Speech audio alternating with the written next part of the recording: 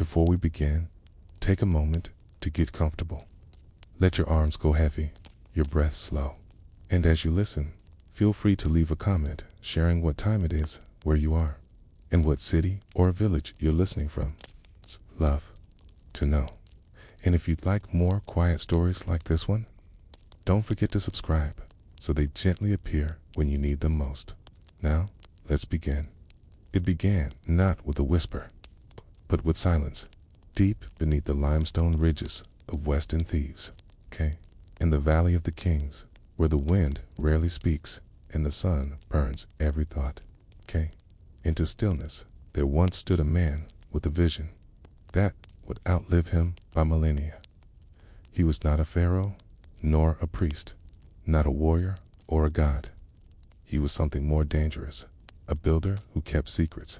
The tomb he constructed had no doors, no stairs, no markings on the outside, no promise of a soul within. And when it was finally discovered, it defied everything. Egyptologists thought they knew about royal burials.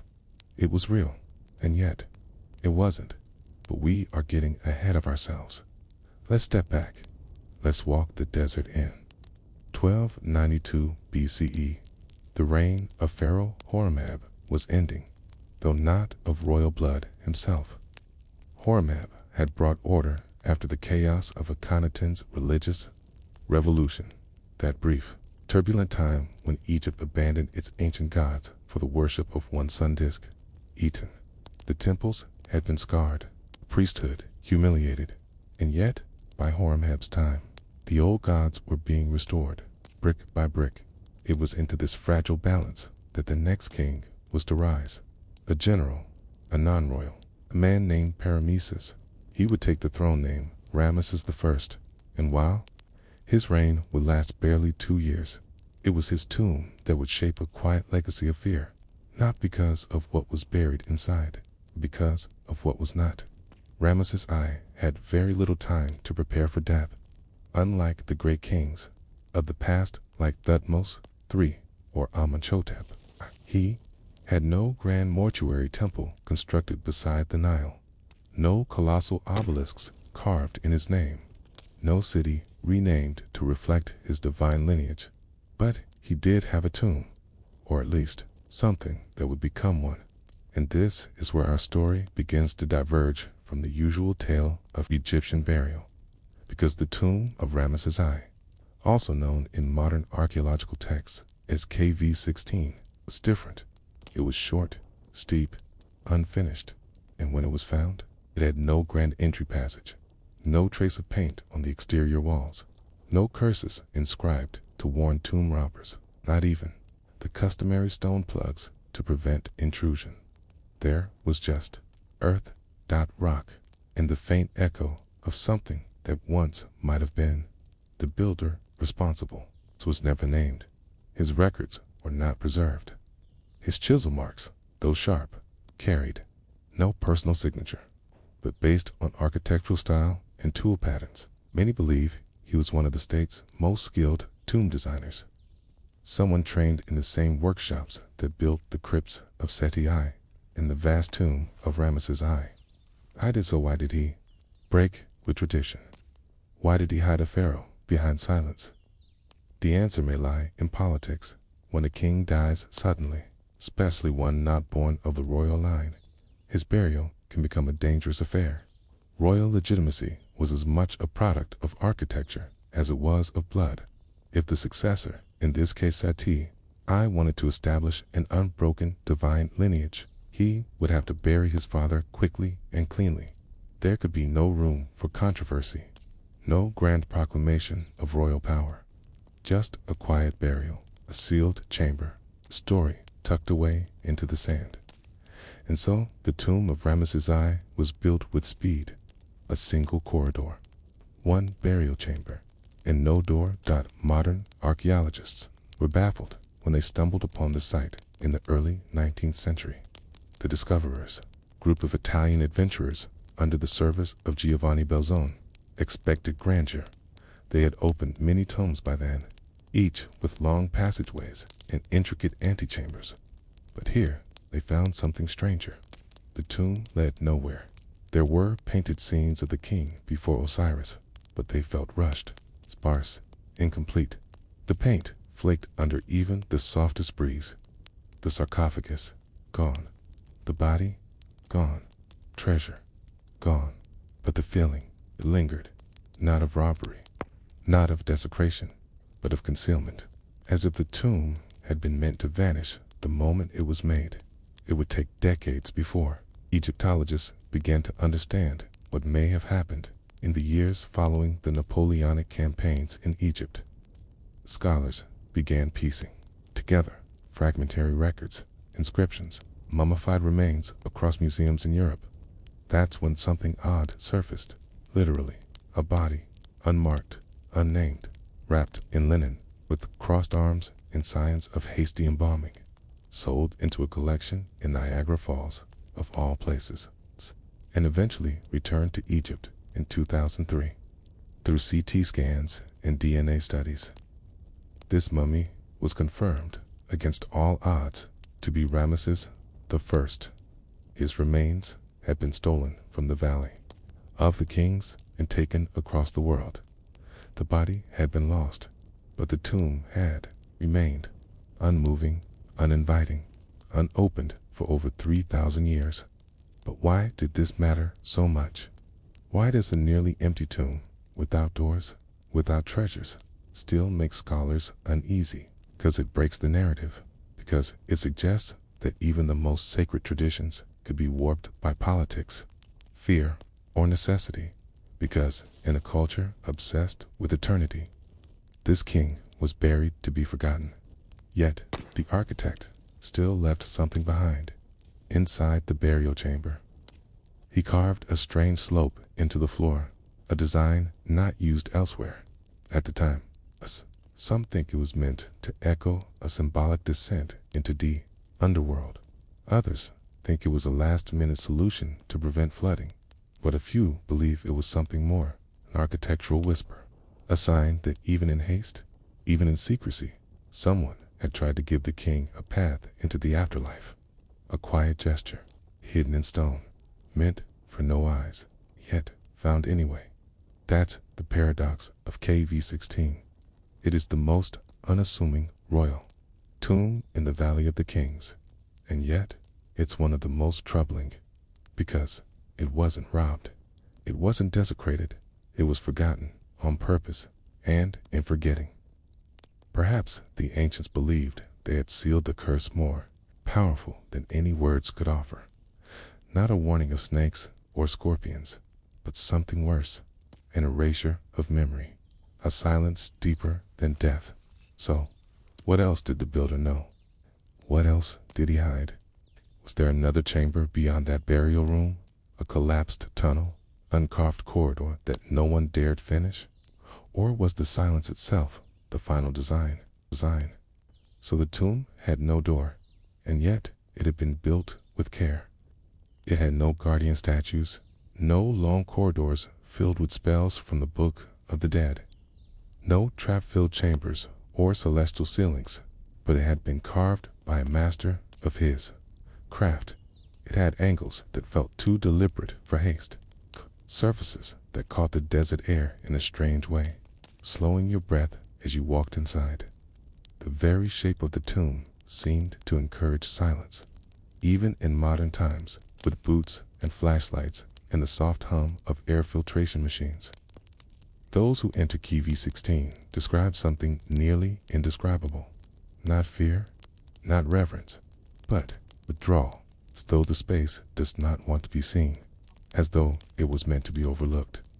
Historians first noted this strange architectural feeling when mapping the tomb's geometry in the 1920s. KV-16 is unusually steep, far steeper than any tomb that came before it. Its descent feels like a physical insistence. There is no gradual entry, no curve or grace. It demands a downstep, and another, and another. You do not walk in. You are pulled, hand in. Just as the descent becomes unsettling, it stops. There is no great inner sanctum, no hall of offerings, no transitional chamber, with the body of Anubis carved in gold leaf. There is just one space, a single burial chamber with sloping floors, as if the dead king was never meant to rest flat, but instead sleep forever on a tilt half between the world of the living and the one he never got to rule. Many modern scholars point to time. Meses, I ruled for barely 2 years. His tomb was a rush job. His dynasty, though it would become legendary through his grandson Ramesses II, was fragile in its infancy. It makes sense. They argue that the tomb was short, simple, incomplete, but it does not explain its design. Even the hastiest tombs had doors. Even minor nobles were buried with markers. Even commoners were named. Why wasn't this king given even that? Some believe the answer lies in the priesthood. At the time of Ramesses I's death, Egypt's temples were still recovering from Akhenaten's heresy. The religious establishment was still fragile. Trust between kings and high priests had been tested, and the practice of erasing history, chiseling out names, faces, and even lineages had become a political tool. If someone had reason to suppress the memory of Ramesses I, it wouldn't have required destruction.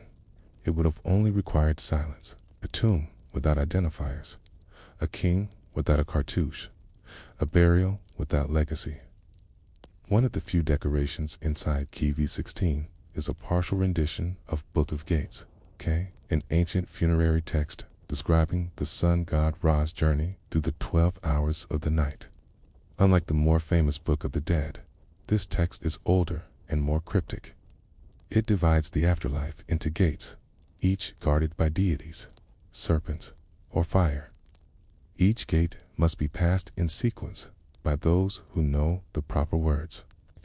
The version in KV-16 is odd, incomplete. Certain hours are missing. Others are crowded together. The lines run unevenly. Some gods are drawn disproportionately large. Some figures lack eyes. And at least 2 inscriptions seem to have been started and then abandoned. Was the artist rushed? Was he interrupted? Some wonder, was he told to stop? The priestly caste at the time wielded tremendous influence. If they believed Ramesses I was unworthy of full passage his short reign made him, more steward than sovereign, they could have deliberately withheld parts of his burial text. And they could have done so subtly, not with insult, but with omission. In ancient Egypt, to omit was worse than to defile. It meant you were not even worthy of being known. But the architect left traces. If you follow the slant of the chamber, closely measure it with modern instruments, you'll find something unusual in the floor gradient. The incline is inconsistent. From the entry down to the base of the chamber, the slope tightens, compresses, then straightens again. It doesn't follow the usual curve of erosion or mistake. It was carved that way. Some think this was simply a construction error, but others believe it was intentional. A visual illusion, a mathematical signal, the kind used by builders trained in sacred geometry, architects who encoded symbols, not in words, but in space. Egyptian tombs were often aligned with celestial events, solstices, equinoxes, certain constellations, but KV-16 doesn't follow those patterns. It is not sun-aligned. It is not star-oriented, but it is shadow-shaped. A particular hour, just before noon during the winter solstice, sunlight touches the edge of the tomb's floor at a peculiar angle. The angle forms a perfect triangle with the upper left wall and the bottom right edge of the chamber one that seems to mirror the triangle used in the Eye of Horus symbol. This discovery, made by a team of Italian researchers in the 1980s, has led to quiet speculation that the tomb's architect encoded a message not in ink, but in light, a whisper of legitimacy, a last dignity, one that only Ra, the sun god himself, could reveal. But who would he have been hiding it from? Ramesses I had no enemies that we know of. His reign was short, but not scandalous. He was succeeded by his son Seti I, who honored him publicly. And yet, when Seti's own tomb was built, KV-17, it was filled with grandeur, art, passageways, spell after spell. Seti's tomb was made to be remembered, his father's tomb made to be lost. Another mystery: no funerary items were recovered from KV-16. None. Not a single Ashanti figure. Not one ceremonial staff. No oils, no jars, no painted chest. Just fragments of wall plaster, a few flakes of gold leaf, a shallow recess where a sarcophagus once stood. Nothing more. It was as if someone removed the burial before it happened. Or perhaps worse, it was never truly completed. Some archaeologists believe KV-16 was abandoned after initial use, that the body was removed during the Third Intermediate Period, when tomb robbers and rogue priests stripped the Valley of Valuables and relocated royal mummies to hidden caches. But the official Cache DB 320, the famous hidden tomb where many pharaohs were reburied, held no signs of Ramesses I for centuries. His mummy only reappeared by accident, half a world away, mislabeled, sold, and sealed in a glass case in a traveling museum. It's a strange fate for a king, to die quietly, to be buried without a name, to vanish, and then reappear. In Niagara Falls. Today, his remains have been returned to Egypt. He rests near Luxor in a more dignified setting. Tourists pass his sarcophagus in respectful silence. A small plaque notes his identity. His story, once scattered, has been reassembled in fragments. But the tomb, the original resting place, remains, still there, still quiet, still shaped like a thought half finished. Was this the builder's final act? To create something invisible?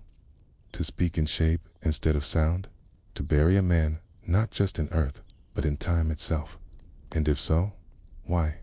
Did he fear the priesthood? Did he pity the king? Did he serve someone higher still? We may never know. But if you stand inside KV-16 and the air is still and the light just right, you may feel something you can't quite explain. Not awe, not sorrow, just distance, a strange, measured silence, as though the tomb is trying to forget. Even you. Some tombs are meant to be visited. They welcome the living. Long colonnades with carved pillars and colorful frescoes invite the eye. Names and titles wrap the walls in spirals of praise. Sacred stories are told in sequence, like a great painted sentence. Here is how the king conquered. Here is how he ruled. Here is how he died, and why the gods still listen to him. But this tomb, this one never asked to be seen. Even now, after centuries of exposure, there is something private about it, something reluctant. The walls seem to hold their breath. The corners fall into shadow too quickly, even with the best lighting. Tour guides speak more softly here. Visitors hesitate before stepping in, as if unsure whether they're welcome. No curse is written on its walls. No trap was ever found, and yet the space resists. The man who built it likely died. Unknown, there is no record of the architect of KV-16, no papyrus bearing his name, no statue placed in gratitude. That's not unusual. Most royal tomb builders of Egypt's new kingdom left no legacy. Their work was invisible by design, but those who studied his work later, the archaeologists, the engineers, the students of light and slope eyed on one thing. Whoever built this tomb knew exactly what he was doing. The sharp angles, the unfinished slope, the room that's not quite level, not quite right. All of it was intentional, and all of it whispered something the priesthood couldn't say aloud. Ramesses I was an outsider. Before he became pharaoh, he was a general paramis of common origins, not born royal, not trained in temple life. A man of logistics, not bloodlines. He rose in the chaos after Akhenaten's collapse, chosen perhaps for his discipline, his clarity, his reliability. He was old when crowned. He ruled briefly, and then he vanished into the desert, placed in a tomb with no door, with no story, no statue, and no legacy the gods were meant to remember. But why?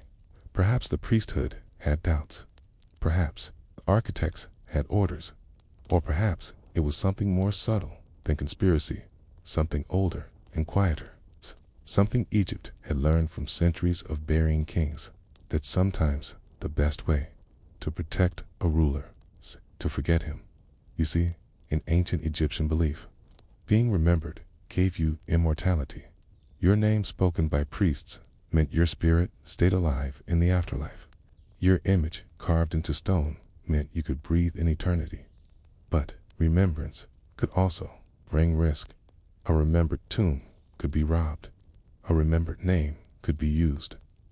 A remembered lineage could be rewritten. And so, when politics trembled, when temples feuded, when dynasties turned uncertain, the safest pharaohs were the silent ones, hidden, unseen, untouched. The tomb of Ramesses I may not have been a failure of architecture. It may have been a success of concealment. Its silence might have been its shield. Modern scholars point to the other kings who were moved after death. Some had been buried in glory, with massive tombs and processions and golden coffins.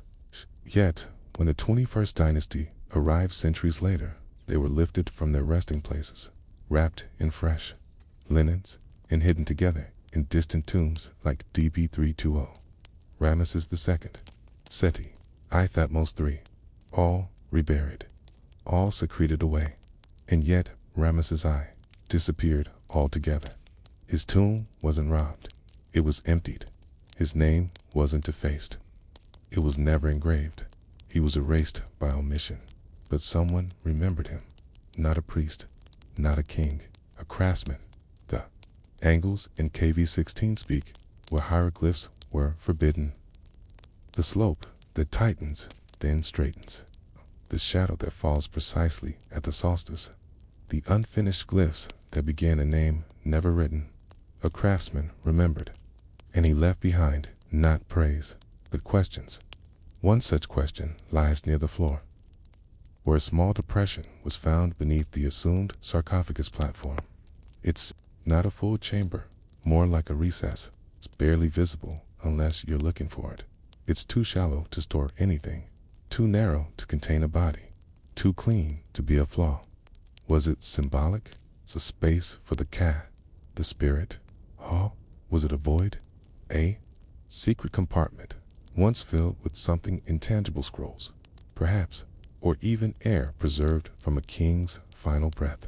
Some have speculated that the entire tomb is not a tomb at all, that it was a decoy, a placeholder, a symbolic act of burial meant to satisfy ritual while hiding the real resting place elsewhere, perhaps in the cliffs near Abydos or Chamber, beneath Seti, the first temple, or even within the foundation of a forgotten fortress.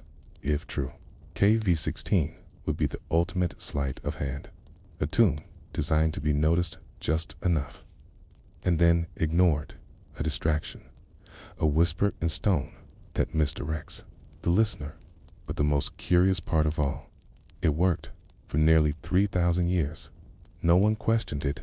KV-16 remained untouched, unvisited, undisturbed until the modern era, while the tombs of greater kings were looted and defaced. This one remained nearly pristine. The silence of its design kept it safe. The lack of grandeur saved it from envy, and in that strange success, it fulfilled its quiet mission. In 2003, after a diplomatic arrangement with the United States, the mummified remains of Ramesses I were returned to Egypt.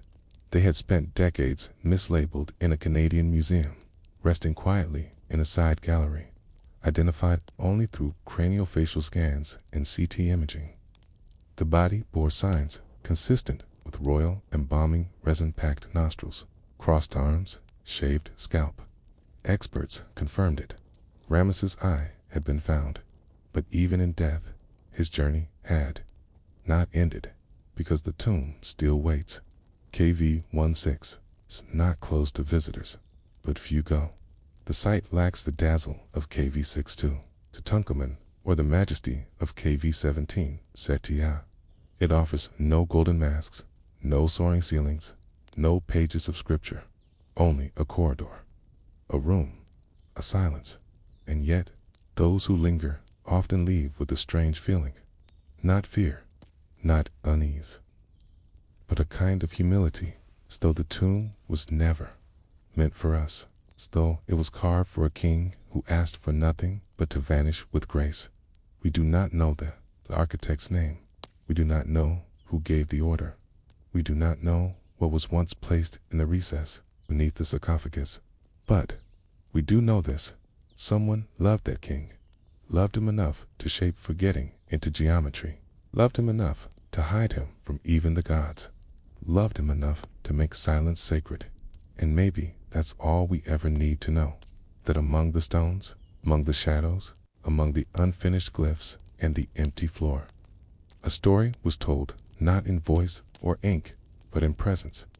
A tomb that says nothing and yet speaks forever, not of power, not of legacy, but of devotion. And in the end, perhaps that's the truest kind of immortality. They found it by mistake. A team of workers clearing debris from a nearby shaft in the Valley of the Kings noticed a change in the way the stones echoed beneath their feet. A subtle shift in pressure. The sand, packed hard by time and heat, suddenly gave way to something hollow beneath. They weren't looking for a tomb. They weren't expecting anything new. After all, every inch of this valley had been combed for generations, and yet, beneath the rubble, hidden under centuries of landslides and silence, there it was. A wall, smooth, unbroken, and deeply strange, because it looked like it should have been a doorway, but no doorway was ever cut. Most tombs in the Valley of the Kings follow a pattern: a sloped corridor, a few turns, a burial chamber. Even the most hastily prepared tombs had visible entrances carved directly into the limestone cliffside or hidden beneath man-made mounds. They invited discovery, even if reluctantly.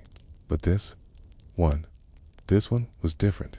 It had been started, yes, carved cleanly, surveyed, laid out, but then left, not finished, not destroyed, just abandoned, or so it seemed.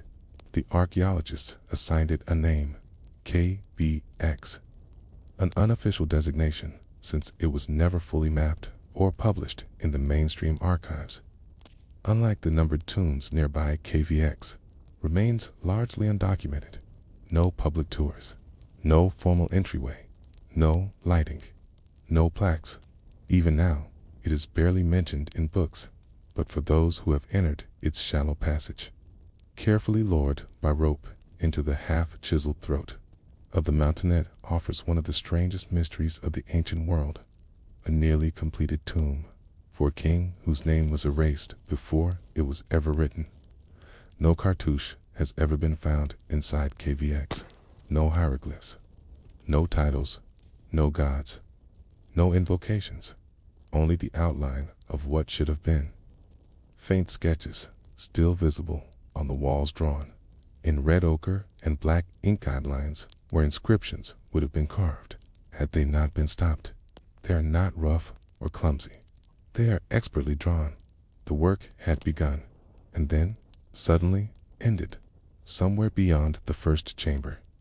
There is a groove in the stone cut along the left-hand wall, precisely shoulder height. It is only a few inches deep, and no longer than a man's arm.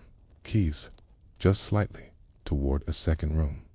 Some scholars believe it was meant to hold a decorative frieze. Others believe it was something else, a tool for measurement, a line meant to anchor a sacred angle, a base for a shaft that was never drilled, a reminder that the tomb was not just abandoned, but interrupted. Who was it meant for? The records are silent. No funerary papyri mention this tomb. no temple walls, refer to a royal burial left incomplete. No known king from the New Kingdom lacks a known tomb, at least not one of significance. And yet, the style of the tomb is unmistakably royal. The scale, the slope, the orientation, all of it fits the pattern used only for pharaohs. And so, researchers began to wonder, could this be a tomb for a king who was never crowned? The idea isn't impossible. Egypt's dynasties were not immune to succession disputes. Power did not always pass cleanly from one reign to the next. Brothers fought brothers. Viziers staged quiet coups. High priests crowned one heir while armies marched to support another. And in between those battles, were moments, brief windows of transition, days, weeks, maybe even months, when a ruler in waiting was being prepared for the throne, plans drawn, tombs commissioned, names agreed upon, and then silence. A death too early, a defeat too swift, a political wind that changed, and the preparations stopped. The tomb that never got its name, a king who never made it into the scrolls, a phantom reign in KVX. The strangeness continues.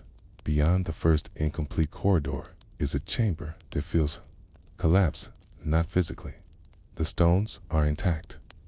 There is no evidence of earthquake or flood, but the space is lopsided, oddly shaped, as if those who carved it stopped following the original plan. One wall is longer than the other. One ceiling beam dips lower than the rest. And then, curiously, the chamber ends with a perfectly smooth face of untouched stone, like a canvas left blank. Why would they have stopped so cleanly? If they were under attack, or if funding had vanished, why smooth the wall? Unless they meant to return.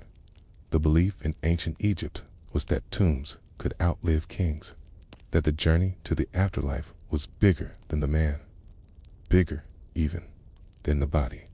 You could bury someone without a name, as long as the tomb bore the right shape, the right alignment, the right invocation of cosmic order, -ma, single quotes at.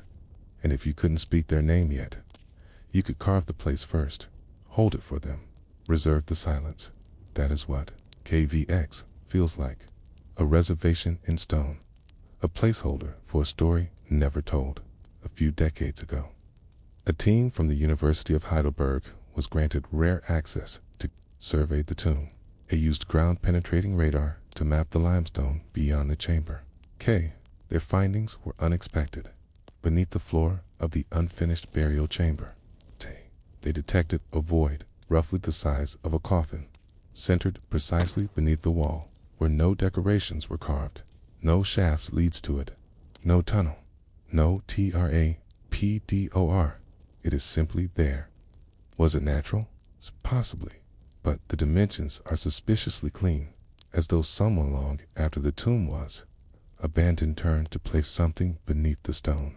Something hidden, something sacred. Could it be a body, or a chest, or a bundle of scrolls? The excavation was never completed. The team was recalled due to political constraints, and no further permits have been granted since KVX remains sealed. The void beneath its floor remains unexplored. The smooth wall, still uncarved, waits. And so, the story continues in whispers. A tomb with no entrance, a king with no name, a burial without a body, or perhaps, body without a kingdom. The ancient Egyptians had a word record for those who vanished from history. It referred not only to the common folk, but to those who had been made common by forgetting. Those whose once held power, but whose names were taken from the walls. A rekid was not hated.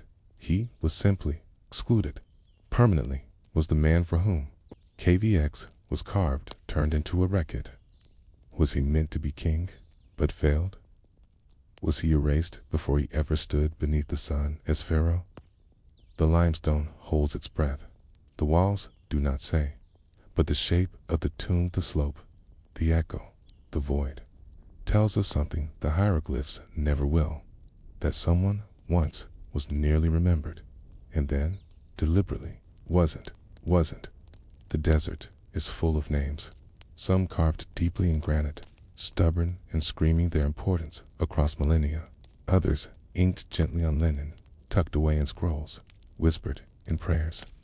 And then there are those names that once echoed across temple courtyards, only to be swept away by wind, erased not by time, but by intent. It is not that these names are forgotten. It is that someone remembered them long enough to ensure they'd be forgotten. This is the strange, unsettling weight that hangs over the unfinished tomb, now called KVX, a resting place that never held rest, a chamber that never bore a cartouche, Pharaoh's tomb, with no Pharaoh to speak of. But even in silence, the tomb speaks, not with words, with angles, with shadows, with a blueprint interrupted. And as we wander through its corridors, through plans carved, but never chiseled, what begins to take shape is not a name, but a life. They say ancient Egypt loved order, that it loved the eternal, the symmetrical, the well-planned. The pyramids of the Old Kingdom are proof perfect squares, perfect alignments, rulers rising like gods from stone and sky. But by the time KVX was drawn, Egypt had changed. Gone were the smooth-sided pyramids, gone were the sun temples and divine architects. In the New Kingdom, tombs were carved into the earth, hidden from view, protected by terrain and secrecy. Kings no longer reached upward. They reached inward, downward, into the stone. Yet KVX is stranger still. Not only unfinished, but oddly ambitious. The slope of the tomb is unusually steep.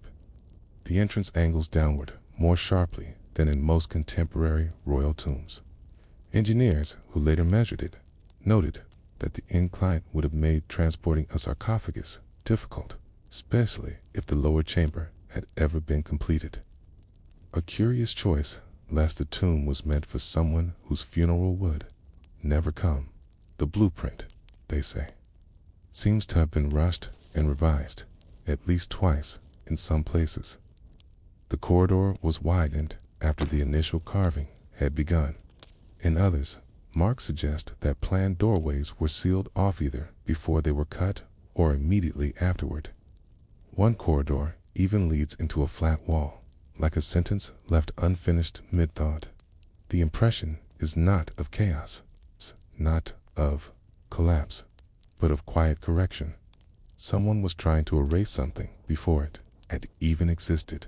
In a hidden drawer in the Egyptian Museum in Cairo lies a fragment of Ostracon pottery shard used for scribal notes.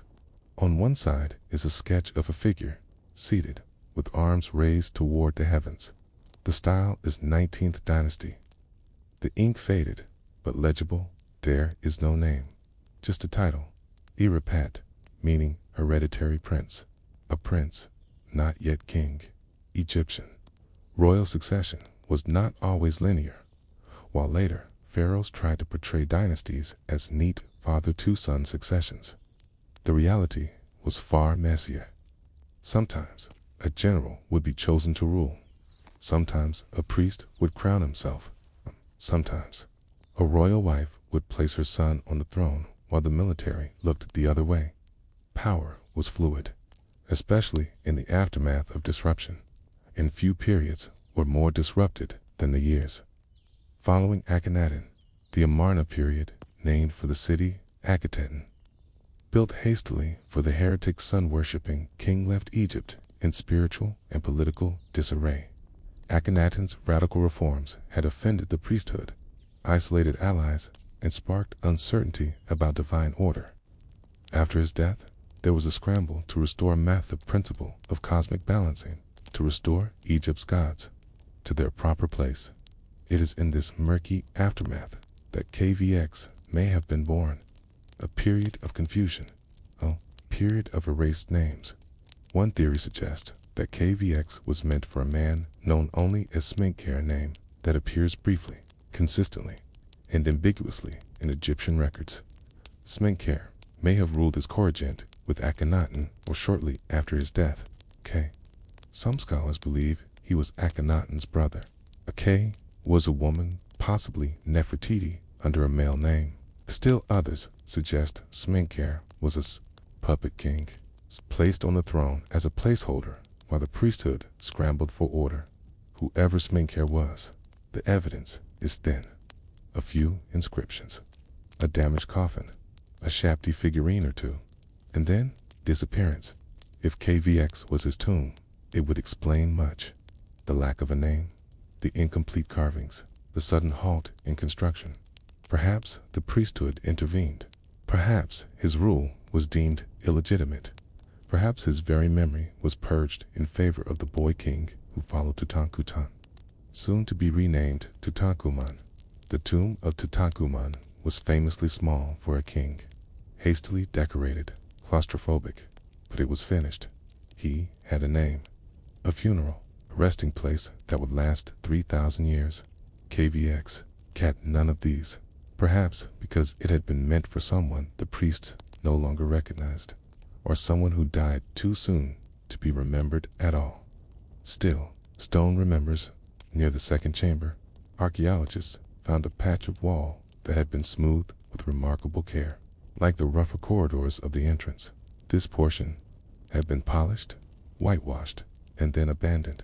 When examined under ultraviolet light, faint outlines became visible. Traces of paint, not enough to form full figures, but just enough to suggest that a scene had begun. A funerary procession, a boat, a throne, but it stops, as if the artist dropped their brush mid-stroke and never returned, as if the name to be painted had changed. And no one dared to continue. There's a strange dignity in the unfinished. Most cultures shy away from incomplete work. We like resolution, closure. We want stories to end, doors to shut, tombs to seal. But Egypt knew better. To stop was not always failure. Sometimes it was safety. To leave a tomb half-made meant you could still change course. You could still rewrite the record. You could still protect the realm from a name that would bring chaos or shame or dispute by refusing to finish this tomb. The ancient builders did something profound. They erased a future before it could become a past, still, even unnamed. KVX lingers. It exists. It defies silence, simply by remaining intact. And so we listen, not to words, but to space, not to kings, but to craftsmen, not to power, but to absence. And in that long silence, we are reminded of something vital, that history is not just built by victors, it is carved by hands, interrupted by doubt, silenced by politics, preserved by stone, and somewhere, deep beneath the surface of that unfinished tomb, there may still be a body, or perhaps just an intention. A pharaoh no one ever named, but still he was almost remembered, and for a moment that was enough. In the dry hush of the Valley of the Kings, a tomb without a name whispers louder than most. It stands not as a monument to a king, but as a question to history. The stone slopes downward, toward chambers never used, toward silence, carefully carved. There is no sarcophagus, no inscriptions, no hymns to Ra or Osiris, no painted scenes of the afterlife, just bare walls, and a kind of emptiness so precise, so deliberate, it feels like a statement. What was KVX built to protect, or to hide? Or perhaps, what was it trying not to say? To understand what a tomb omits, one must first understand what it was meant to include, because ancient Egyptian tombs were not simple graves. They were machines of memory. A tomb in the New Kingdom was supposed to do three things: preserve the body, preserve the name, preserve the journey. The journey to the afterlife was not metaphorical. It was mapped detailed in texts like the Amduat in the Book of Gates. Walls were to be covered in spells, guiding the soul through each stage of the night, past guardians, into the field of reeds. The dead pharaoh was supposed to meet Osiris, to be judged, to rise again as a star in the eternal sky. Without these things, he could not live forever. So what does it mean when a tomb is left blank? It is not just unfinished. It is a denial of eternity, and that in ancient Egypt was the most powerful erasure of all. There is a practice in Egyptology known as damnatio memoriae, the erasure of a person from public memory. It's a Latin term, of course, not Egyptian. The concept is very real in Egyptian history. When a ruler or elite figure fell from favor, their name could be chiseled out of monuments, their statues defaced, their tombs defiled or sealed. Their memory, so sacred in Egyptian belief, was deliberately broken. This wasn't just punishment in life, it was punishment in death. To erase the name was to kill the soul. Whoever KVX was meant for. Appears that they never even made it. To that step, no cartouche was carved. No priest sang the proper rites. No temple kept their feast day that. Their name was lost before it was ever inscribed. And yet, in that emptiness, something lingers. A defiance. K, because KVX was not destroyed. It was not repurposed. K was not desecrated. It was simply paused. Everything about it feels intentional, preserved, held in a kind of sacred stasis. And in that stillness, something strange begins to surface.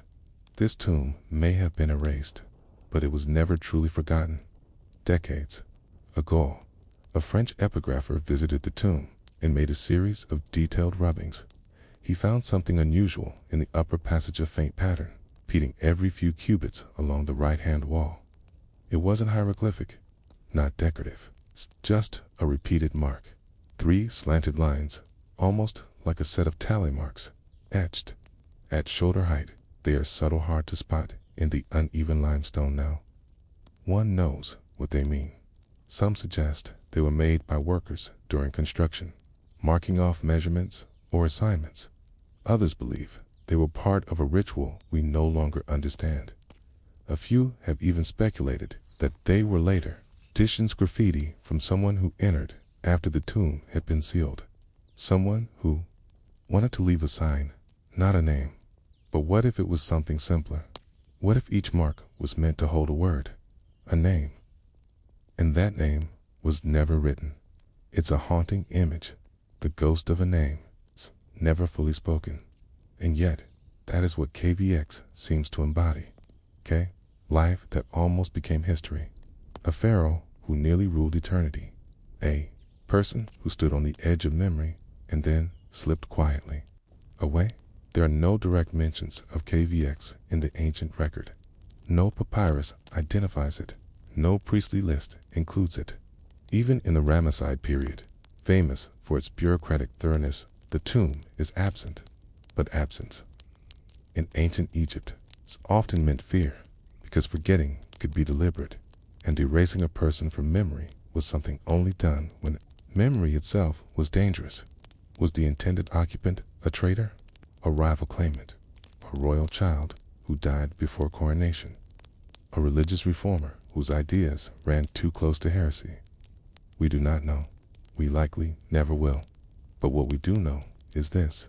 Someone ordered the tomb to stop, not to be destroyed, not to be filled, just stopped. That choice speaks volumes, because building a royal tomb in ancient Egypt was no casual endeavor. It required architects, labor crews, skilled artisans, stone suppliers, sacred permits, and priestly oversight. Stopping a tomb meant halting a machine already in motion. Someone had the power, and the motive to do so. Perhaps what was hidden in KVX was not a person, but a possibility, a future. Egypt that never happened. When archaeologists first mapped the tomb, they noticed that its shape differed subtly from its neighbors. While most tombs followed a familiar T-shaped or L-shaped layout, KVX attempted something bolder, zigzag descent, with plans for at least 3 turning points, each leading deeper underground. This kind of layout was rare. It resembled older, pre-Amarna tombs, but with steeper geometry. Some believe it was inspired by underground temples. Others believe it was meant to confuse tomb robbers, but perhaps it was something else. A labyrinth, maze, a path that led nowhere, because nowhere was the safest place. We often think of curses as dramatic, spoken aloud, engraved in stone, filled with threats of scorpions and crocodiles and divine punishment. But the curse of KVX is subtler. It is the curse of silence. It is the feeling that someone tried to speak and was hushed, that someone tried to live and was paused, that a life meant for eternity was reduced to unfinished corridors in blank stone. In the end, the tomb itself becomes the message. It says, this is what power cannot preserve.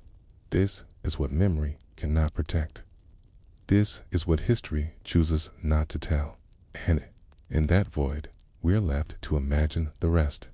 KVX still sits beneath the cliffs, its entrance gated, its corridors empty. Tourists rarely visit. It is not famous. There is no golden mask, no riches, no grand sarcophagus, just stone and silence, and a question that never stops asking, what name was supposed to be here, and who made sure we'd never say it.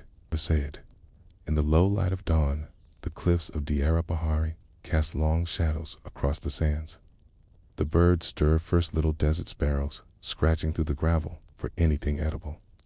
Then the wind comes, not with force, but with a whisper, slipping down into the dry gullies and crevices where the ancient tombs still sleep. This was the edge of sacred ground. It was not marked with curses.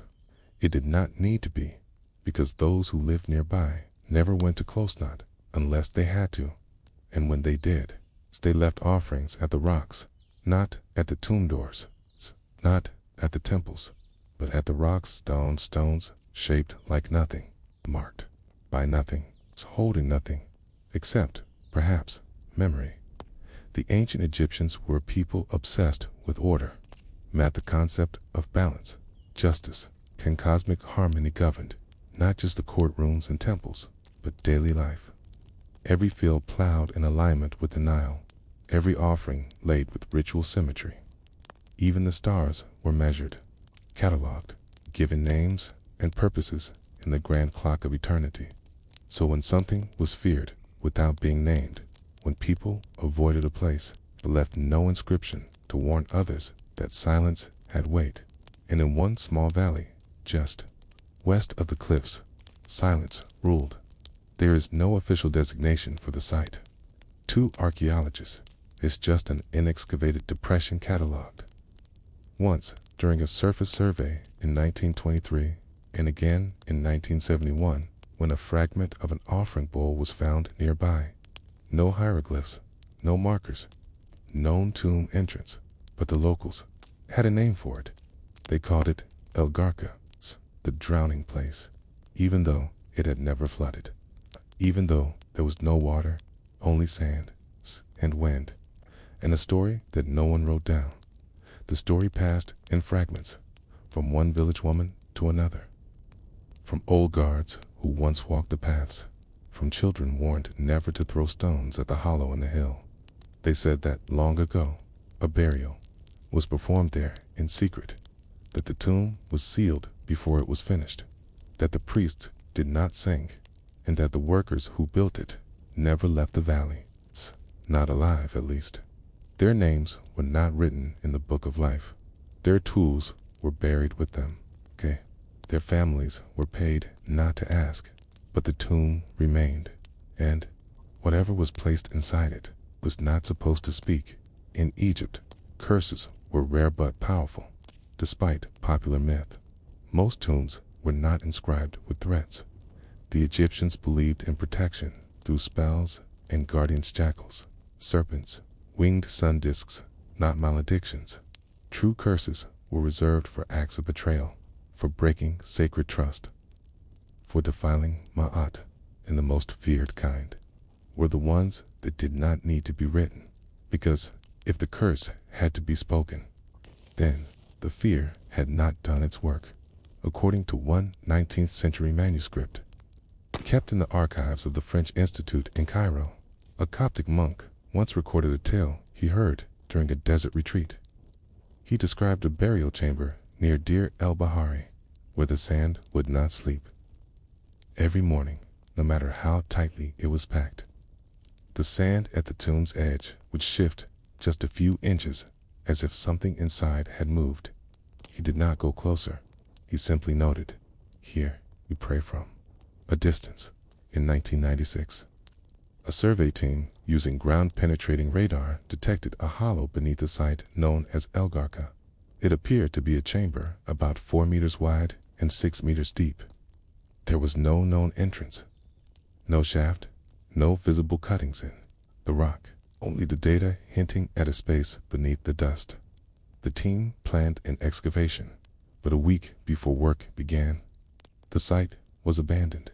The reason was never officially recorded, but one researcher later admitted, anonymously, that a series of strange things occurred.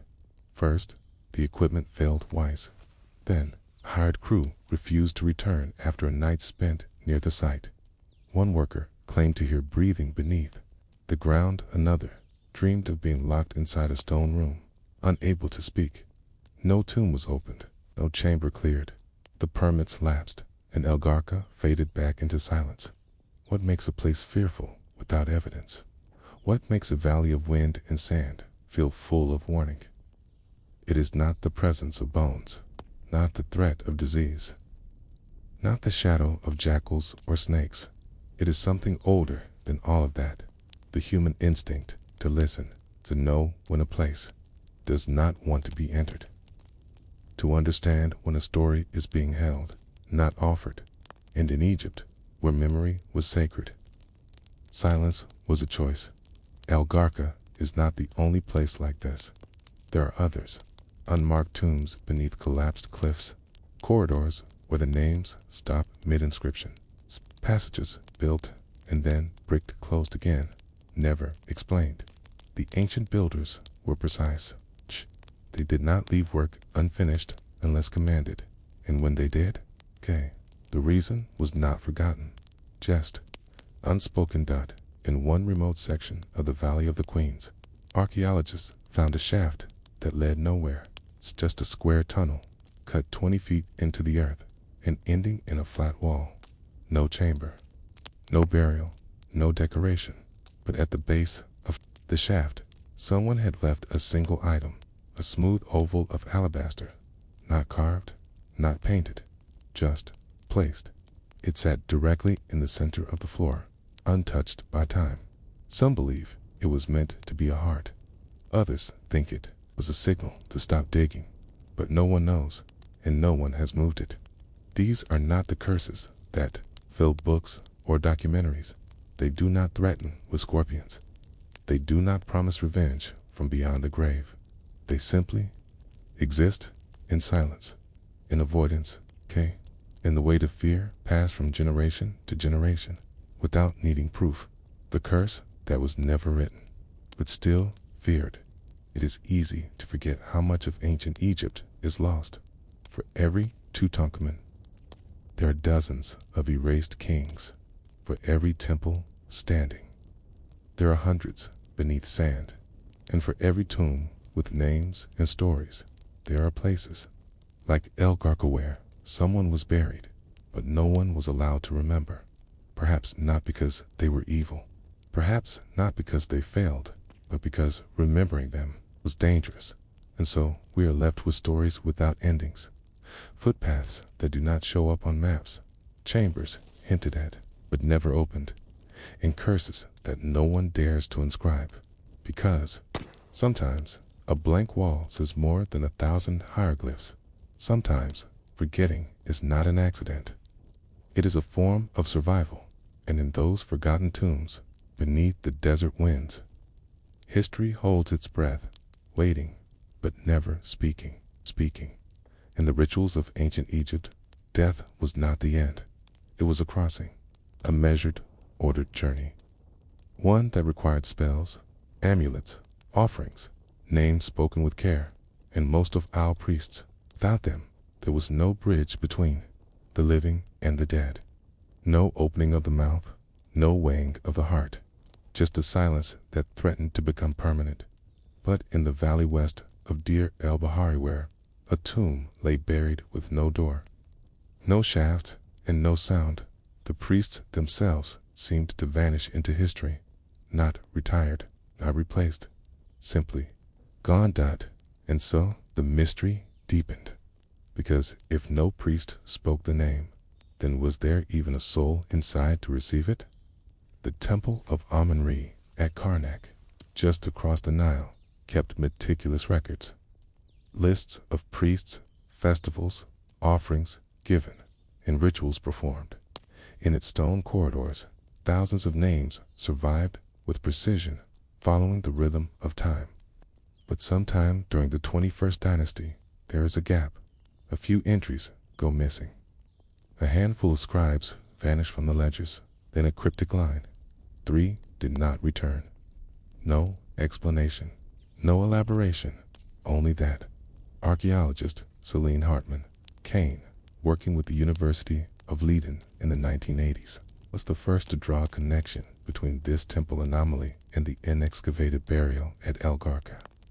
In her private notes, later released posthumously, she described a recurring anomaly. Offerings recorded without recipient. 3 jars of oil, 2 bolts of linen, tone inscribed. She believed these offerings were not made to a god or king, but to a memory, a void that could not be filled, but still had to be acknowledged. A curse, perhaps, that demanded tribute, not to keep it at bay, but simply to live beside it. The 21st dynasty was an age of fragmentation. Egypt, once united under powerful pharaohs, was now split.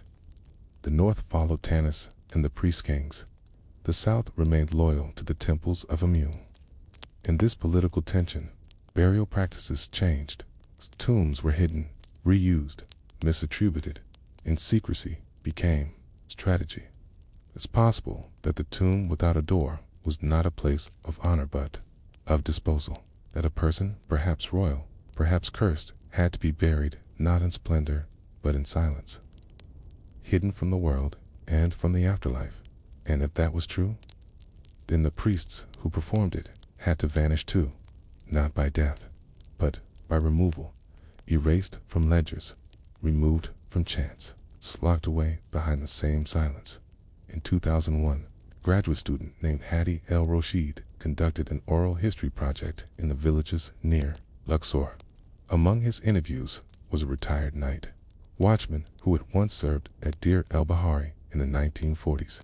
When asked about the valley to the west, the man hesitated, then said softly, "My grandfather told me never to walk there after sunset." He said, "The ground listens." Hadi pressed, "What did that mean?" The man shook his head. Some tombs were made for silence, and silence must be kept. It's important to understand, ancient Egyptians feared forgetting more than death, to die and be remembered was to live forever. But to be erased, to be denied even the comfort of a name, was the worst fate imaginable. That was the true punishment for traitors, heretics, and those who broke Mat. And yet, this tomb seemed to have chosen erasure from the beginning. No door, no marker, no desire to be remembered, as though it were built not to glorify, but to contain. A burial chamber as a prison, a coffin without a soul, or worse, a soul without release. What kind of person would deserve such a fate? Some theories suggest a failed usurper, perhaps, a prince who rose against the king and was put down in secret. Others whisper of plague victims buried in haste, but neither explains the ritual, the oils, the linens, the uninscribed amulet. This was no careless disposal. It was intentional, measured, bound by rules that no longer exist, because the worst curses weren't written in hieroglyphs. They were encoded in ritual, in things not said, in rooms never opened, in names never spoken again. Near El Garka, In a foreign diplomat traveling by horse reported finding a circle of black stones arranged in a spiral near the hollow. He thought it was a campfire ring, but there was no ash, no signs of heat. 27 obsidian stones in a curve. When local guides saw the sketch, they refused to return to the site. Obsidian was rare in Egypt, imported from Ethiopia or Anatolia. Its presence in a spiral formation near a burial site has no known precedent. But some speculate it was meant as a seal, a visual binding, not meant for outsiders to understand, but deeply understood by those who placed it and then forgotten deliberately, because remembering might reawaken it in modern culture. Curses are spectacle. We imagine dramatic threats, ancient traps, poetic warnings carved on tomb walls. But in Egypt, the most dangerous things were subtle, quiet. They worked not by force, but by omission, like sealing a song before it can be sung. It's like cutting a name before the stone is carved. And in the case of El Garka, it's like never opening the tomb at Alt in 2017. A drone survey mapped a new anomaly in the valley, a second depression, smaller, offset from the first, possibly another chamber, possibly a failed shaft, or possibly something that was started, then quickly abandoned, like the priests were interrupted, or changed their minds, or realized one tomb was enough. No excavation followed. The valley remains untouched, not because it's protected, but because no one wants to be the first to break the silence. In a documentary interview, Egyptologist Sama Yusuf once said, "The curse isn't what's in the tomb. The curse is that we don't want to look, and we don't know why." That's the most ancient fear of all. Not ghosts, not plagues, but instinct. The sense that something was buried for a reason. And that reason still matters, even if we don't understand it. Even if we've forgotten the words. Even if the priests who knew them vanished into the sand centuries ago. And maybe that's why we still don't touch L-G-H-A-R-Q-A. Not because we believe in curses, not because we fear superstition, but because, deep down, we understand some names were never meant to be spoken, some stories were never meant to be told, and some silences were chosen, not out of ignorance, but out of wisdom. There's a kind of reverence in leaving things alone. Not from laziness, not from oversight, but from knowing. The ancient Egyptians knew when to build. They knew when to write. And, perhaps most curiously, they knew when to stop.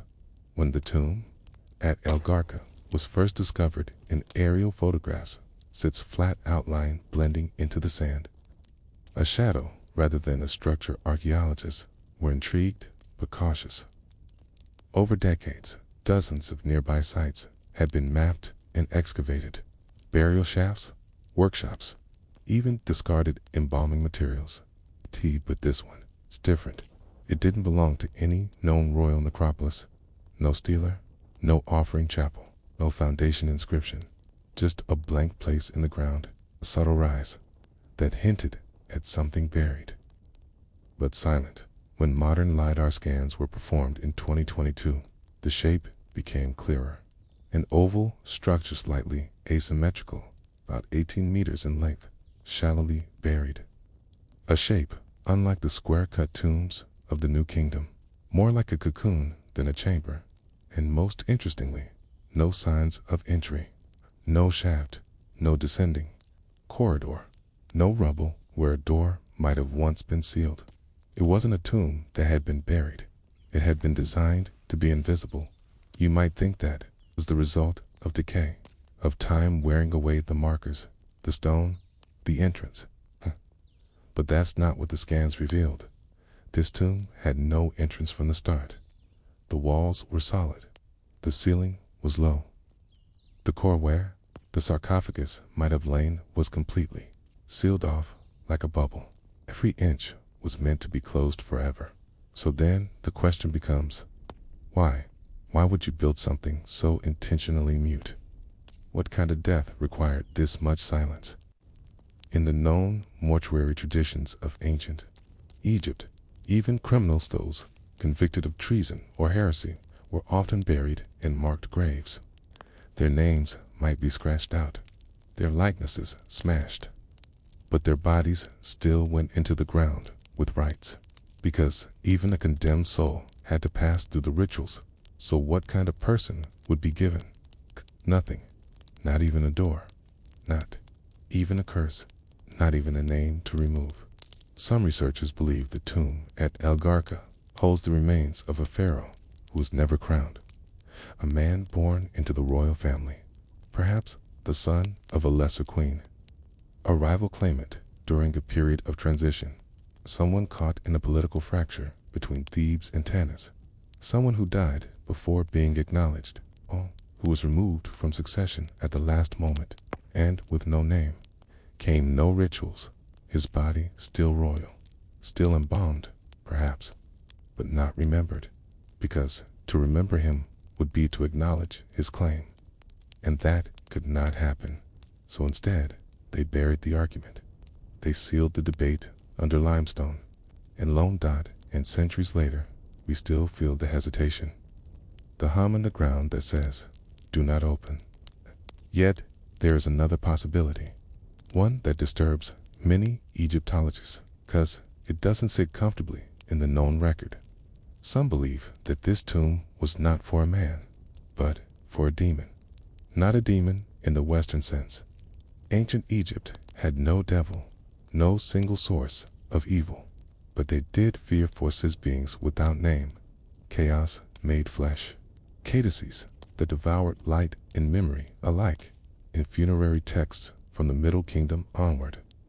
These beings were described only vaguely, that which must not be invited, the one whose breath silences 1,000 voices, the hunger that walks.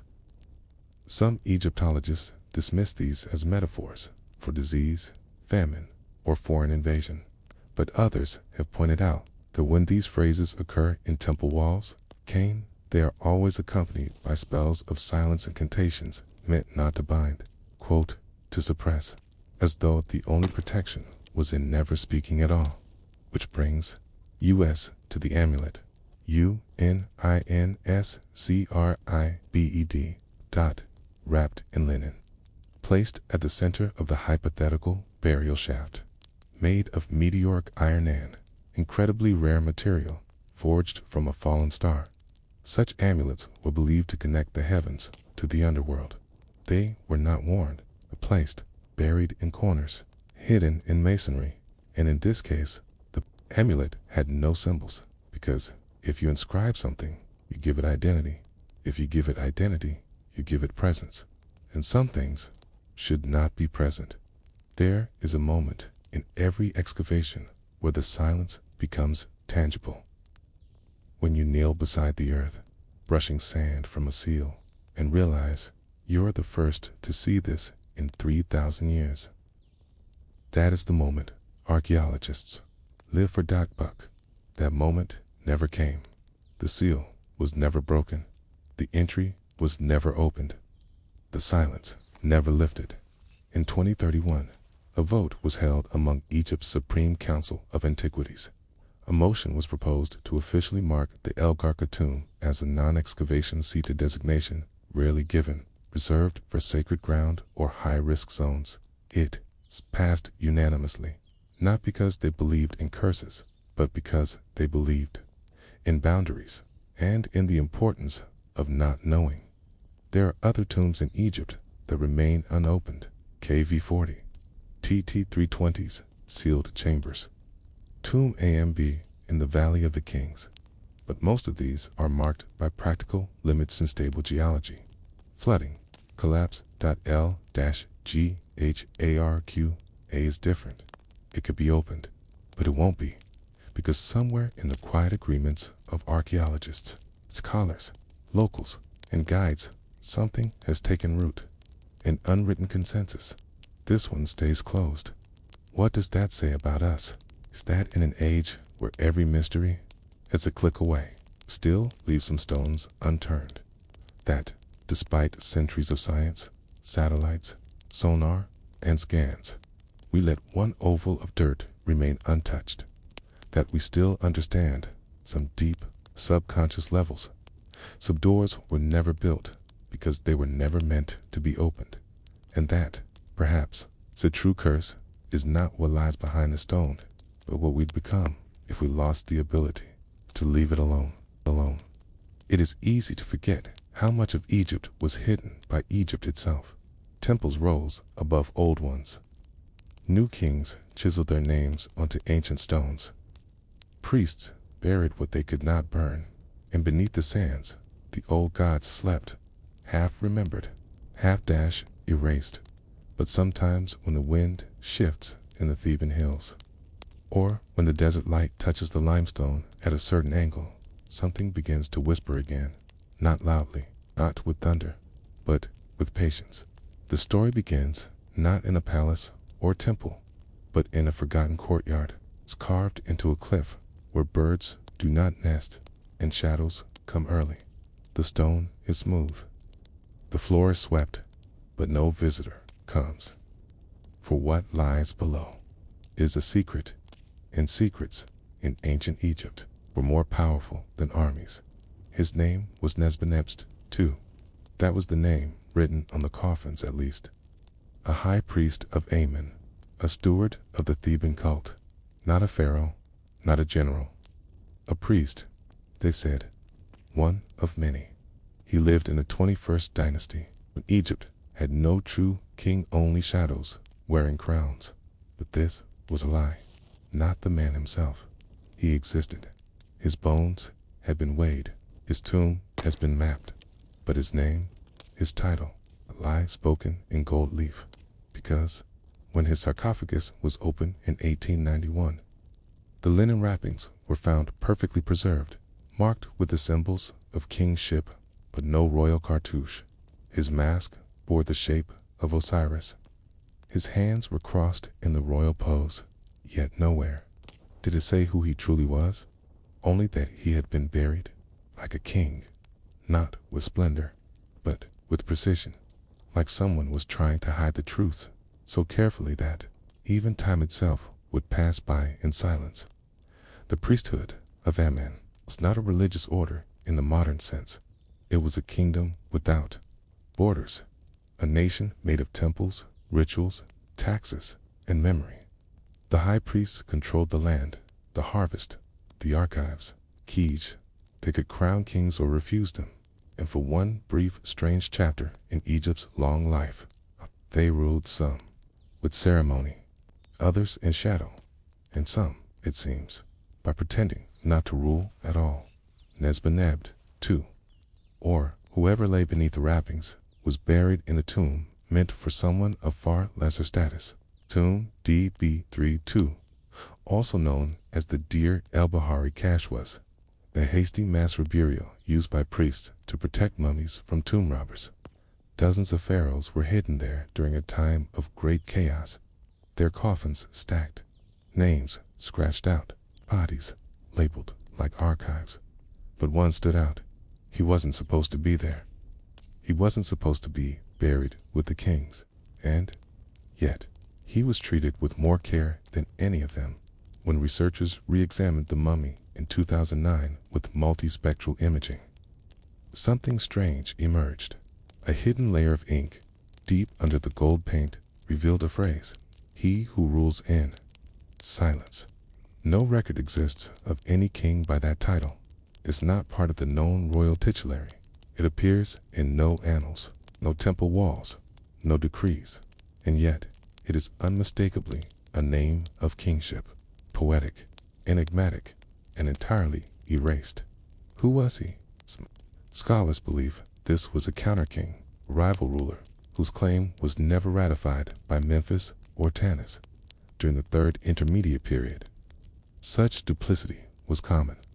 The political map of Egypt had fractured. The pharaohs of the north had little control over the south. Hand in Thebes, the priesthood became both government and god. What better way to install a king than to make him a priest? What better way to hide him than to pretend he had never ruled? What better way to bury him than as one of their own, wrapped in priestly robes, entombed with stolen seals, disguised as a servant of Ammon? While the truth was buried deeper, there's something haunting about the way this burial was arranged.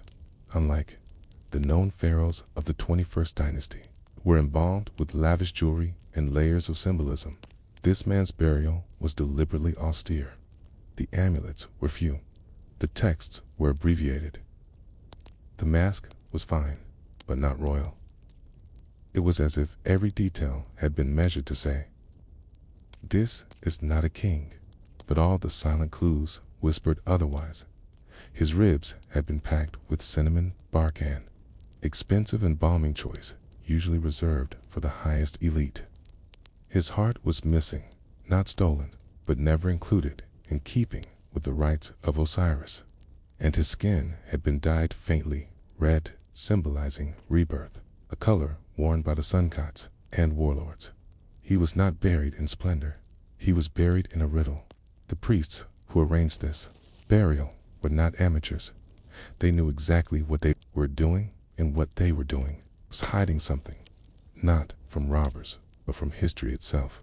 Because to preserve a memory is simple, but to erase it, truly erase it without violence, without destruction, requires something far more subtle. It requires ritual forgetfulness, a way of removing a name without damaging the soul, a way of honoring the body without revealing the power it once held, a way of telling the gods, "This man ruled, but you must not remember him as king." And yet, that very act of concealment speaks louder than any inscription, because in Egypt, memory was power. If you wanted a king to be forgotten, you did not burn him, you buried him too well, and that is what they did. They placed him in DB3 to OA's tomb, already full of displaced royals. They gave him a false name, K. They dressed him in ambiguous garments. They painted over the truth with a thin layer of official silence. But they left just enough clues, enough that one day, centuries later, someone might wonder, why was this priest treated like a god? Modern archaeology has yet to answer that question. We don't know who he who rules in silence truly was. Some say he was the last son of a fading dynasty. Others say he was the high priest himself, who quietly ruled while others wore the crown. A few even believe he was an usurper whose brief reign was erased in shame. But perhaps the truth is not in the politics, not in the wars or decrees, but in the quiet decision of a handful of priests to give a king a burial without a throne, to honor his rule without admitting it ever happened, to whisper his name beneath the wrappings and then never speak it again. And in that silence, he lived on, not as a name in a museum, not as a god in a temple, but as a riddle in linen, a memory carved from forgetting, a king hidden from time. Some kings are remembered with statues taller than trees. Others are remembered with stories passed down through dynasties, etched into stone, recited in temples, painted across the walls of tombs where jackals never wander. But this king, this man buried without a name, was remembered by being forgotten, and the ones who orchestrated this were not enemies, not invaders, not rebels. They were priests, scribes of eternity, curators of time, and masters of the most difficult task in ancient Egypt, erasing a king without angering the gods. In ancient Egyptian belief, a person's existence was bound to 5 things: the Ren name, the Ka life force, the Ba personality, the Shoit shadow, the Ib heart, and perhaps most importantly, the Ak, the shining, immortal spirit, which could only exist if the deceased was properly buried and remembered. To destroy a man's Ren was to destroy his ability to be reborn, but to preserve it risked making his power eternal. The priests understood this balance better than anyone. They were guardians of both truth and forgetting. In the high priestly age of Thebes, roughly 1070 to 945 BC, Egypt was divided not by war, but by silence. The north, governed from Tanis, had pharaohs who wore the double crown and sent emissaries to foreign lands. Their names appear on monuments, their lineage traced in brittle papyrus and royal lists. But the south was a kingdom within a kingdom, ruled not by kings, but by God's wives, divine adoratresses, and most powerfully, the high priests of Ammon. They held no formal royal titles, but they controlled wealth, trade routes, land ownership, and the very heart of spiritual life. And in this system, it was often more dangerous to be king than to guide one from behind the curtain. The priest buried in B 320, the one wrapped in red-dyed linen in silence, was perhaps one such figure.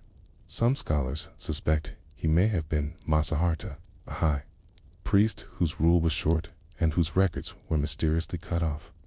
Others point to Panujamai, a high priest who took on royal regalia but never claimed full Pharaonic titulary, preferring to rule as a steward of the god. But it doesn't matter which name fits the linen. What matters is how carefully he was disguised. His burial was neither a rejection nor an exaltatio. It was something in between, a compromise between memory and fear. We know from mortuary archives that the priests were overwhelmed during this period. Tomb robbing had reached epidemic proportions. Entire royal burials were being plundered for gold, even as the country's political system unraveled. In response, the priesthood began relocating mummies, sometimes without ceremony, sometimes with falsified inscriptions, often at night.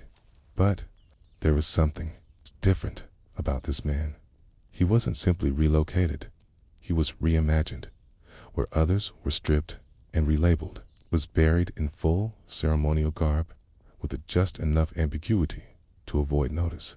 Where others were hidden beneath false names. His burial used the language of poetic negation, not quite a name, not quite a void, and above all, where others were mourned with hymns. His entombment whispered restraint, as if the ones performing the rites were unsure whether they were honoring a king or erasing one. Archaeologists examining the site in the early 20th century made an unsettling observation. Among the coffins in DB 320, most were labeled either during the original burial or at the time of reburial in the third intermediate period. But his coffin had been carefully cleaned.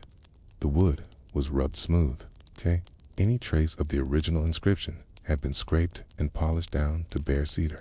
No name remained, no prayer, no offering formula. Only a small glyph remained, tucked inside the lid. Too faint to read with the eye. A reed in a sun disk in ancient writing. This could mean rather sun god, or rebirth. Or perhaps a warning. Ancient Egypt did not fear curses in the cinematic sense, but they did fear improper burial, not for physical safety, but for cosmic order. At the principle of balance, truth, and harmony depended on correct ritual. If someone powerful was buried incorrectly, the afterlife could become confused. Spirits might wander. Floods might come late. Fields might fail to grow. Thus, the burial of a possibly unacknowledged king posed a spiritual dilemma. How do you bury a man who may have ruled but shouldn't have? How do you preserve that? By disturbing the hierarchy. You whisper, you have embalm. You allow linen, but avoid scrolls. You paint the mask, but skip the name. You embalm the heart, but hide the truth. And yet, despite their care, the tomb was eventually found in 1881. DB 320 was discovered by local grave robbers who had been quietly extracting small items and selling them to European collectors. When Egyptian authorities finally investigated the tomb properly, they found over 40 mummies, including famous names like Ramses II, Seti I, and Thutmose III. But in the midst of these monumental figures, the unnamed priest king remained unclaimed. He had no fanfare, no monuments waiting to be attributed to him, no temples with defaced statues. Nothing, in fact, except the suspicion that he was not what his burial claimed, and that after 3,000 years was all it took. A glint of red dye, a missing cartouche, a rumor among the dead. The idea that someone had tried to hide something failed. The political implications are hard to prove. No papyrus survives linking the priests to a coup or to royal intrigue. There is no smoking decree. But archaeologists in recent years have noted odd patterns during the same decade that his burial occurred. A sudden shift in temple records reveals missing offerings, whole months skipped in the ledger. Names of pharaohs go uncited. Gods are invoked in abstract terms, as if, briefly, the priesthood had no king to acknowledge, or perhaps had too many. In the dim light of the tomb, this secret king lies beside the giants of Egypt's past, his body intact, his secrets preserved in silence, and the priests who buried him. They succeeded, perhaps, more than they intended. They buried him so well that even the afterlife couldn't find him for a time. No priest chanted his name at the New Year festival. No statue stood for him at Karnak. No boat bore his image during the Opet procession. But here, this tomb of confusion and quiet betrayal, his presence lingers, unlabeled, unspoken, undeniably royal, and one is left to wonder. Did the priests regret what they did, or did they believe, in their own way, they were preserving Met by letting time itself forget? You've walked slowly through the corridors of Deir el-Bahari.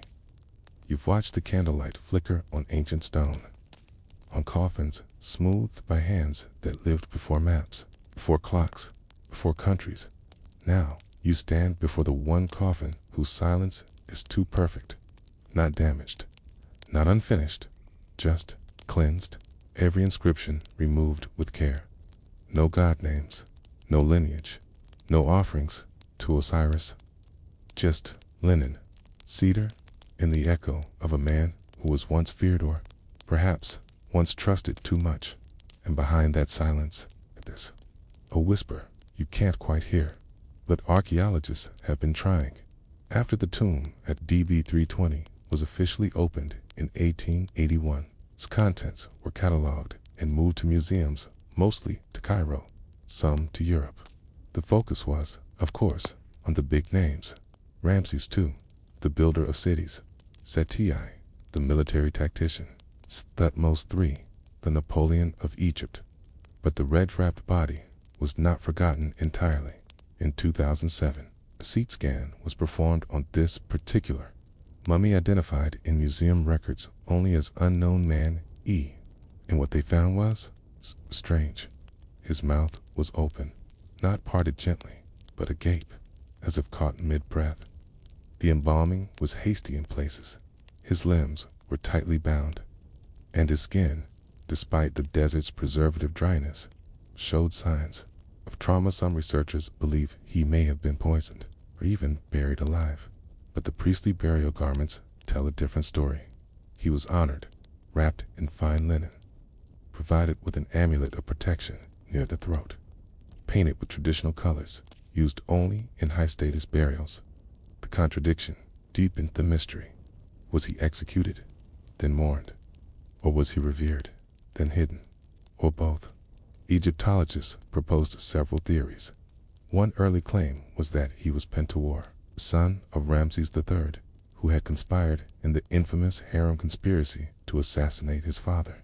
According to the judicial papyrus of Turin, Pentawar was found guilty and allowed to take his own life, a disgrace to the throne, but also a prince. So, could the priests have tried to restore some honor through burial while avoiding full state recognition? Or, perhaps, the red linen wasn't red at all but turned so from decay, oils, or ancient resins. Each theory opened more questions, but one thing remained clear. This burial was not an accident. It was a decision, and that makes it heavier, doesn't it? It wasn't just decay or chaos or war that stripped his name. It was a choice. Someone, Perhaps many people sat beneath a flickering lamp, looked at a scroll, and said, "Not this one, not here, not now." And that silence lasted 3,000 years. The longer we studied the tome, the more we began to realize that DB320 wasn't just a hiding place.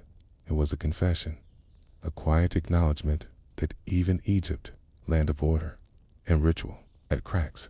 The very fact that 40 royal mummies were packed into a single shaft showed just how fragile the system had become. And maybe the red-wrapped man was the price of that fragility. Maybe he wasn't a king by blood, but by circumstance. Maybe in a year of famine or rebellion, he stood up not for glory, but because no one else could. Maybe the gods whispered to the priests that they needed a stand-in, a body to blame, a hand to lift the crook and flail. And when the moment passed, when politics cooled and power shifted again, they wrapped him in silence. Not hatred, just removal, like erasing a line from a hymn. Not because it was wrong, but because it was dangerous to remember. There's a term in Egyptology called damnatio memoria, Latin phrase used to describe when someone's memory is officially condemned. But in Egypt, the act wasn't always fueled by vengeance. Sometimes memory was a race to restore cosmic balance, to correct a historical error, to ensure the afterlife worked the way it should. In such cases, the priests had enormous power, not just to preserve names, but to withdraw them, and they could do it without burning anything, without smashing statues, without leaving any trace that it had ever happened. Just a gap in the records, just a coffin with no name. And yet, is erasure ever truly complete? The fact that you're listening now, that you're picturing a darkened tomb and a red-dyed linen, means he was never fully forgotten. Somehow, across time and translation, his existence refused to vanish. He became the unknown known, a man buried beneath kings, remembered only through questions. And maybe that's what the priest didn't expect, that even a name wiped clean can still cast a shadow, that even silence can echo. In 2018, researchers revisited DB320's contents to test microtraces of pollen, wood grain, and embalming resin. They weren't looking for names. They were looking for patterns, and they found that this redraped individual had oils used only in Thebes. But burial linen dyed with a mixture more common in northern Egypt. That shouldn't be possible. It's like finding a passport stamped by two rival nations. It suggests that whoever this man was, story crossed regions, factions, and loyalties. That maybe he wasn't just erased to avoid scandal. Maybe he was erased because he didn't fit into any one version of Egypt's story. We like our history, clean, linear, named, but ancient history rarely cooperates. For every Ramses, there's a red-wrapped man. For every great inscription, there's a coffin whose name was swallowed by the grain of wood. For every hymn to Ra, there's a whisper of someone who once sang it, and then disappeared. Maybe this is what the priests understood best, that some stories are better hidden, that power, when too concentrated, makes you a target. That survival in turbulent times often meant stepping back, not forward. And perhaps that was this man's final act, to accept a burial without a name, to rest beneath kings without claiming the title, to let time forget so that balance could be restored.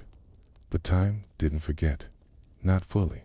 And now, as you rest your eyes and let the candles fade, you can still picture him, wrapped in red, mouth open as if to speak, laid among kings, but labeled as no one. And maybe that's all history really is, not a series of names and dates, but the quiet record of who was almost lost and wasn't. The wind blows dry across the Valley of the Kings. You can almost hear the scrape of sandals across the limestone path, the quiet mutter of laborers, and the sharp click of chisels. For weeks, they had worked in the blistering silence of the cliff's carving, measuring, hauling limestone blocks under the searing gaze of Radat. Then, one day, they stopped. They did not strike. They did not run. They simply stopped digging. Not because the Pharaoh died early, not because the plan changed, but because the tomb no longer wanted to be opened again. That was its purpose, not to be entered, but to be forgotten. No doorway was carved. No inscription was left. Only a faint ledge in the cliff wall and a pile of unused stones stacked in the sun. It looked like a mistake, a false start, but what they had done was deliberate. They had built the tomb with no doors, and whoever rested inside it, if anyone ever did, was meant to remain untouched forever. The Valley of the Kings is filled with noise. If you know how to listen, not the kind of noise that disturbs the night, but the rustling of time, the creak of sarcophagi splitting in the heat, the sigh of tourists brushing sand from a step that hasn't seen sunlight since Akhenaten rejected the old gods. But there is one corner of the valley that resists this noise. It's a place where nothing quite adds up. No proper entrance, no decorative cartouche, no visible shaft, just a strangely carved notch in the rock, half swallowed by erosion. Marked once on a Napoleonic survey as a regular feature, and later crossed out in red ink, it sat there for almost 2 centuries before anyone returned. And even then, it wasn't an Egyptologist who found it. It was a goat. In the dry season of 1922, just months before Howard Carter would break the seal on Tutankhamun's tomb, herder's goat dislodged a stone near the western ridge of the valley. The boy followed it, expecting to find a snake, nest, or small crevice. Instead, he found a breath of air, cool, dry, unmistakably old. No one listened to him, not at first, but a month later, Carter's fame began to spread, and prospectors poured into Luxor like gold-fevered insects. A team of workers from Asayat passed the same ridge.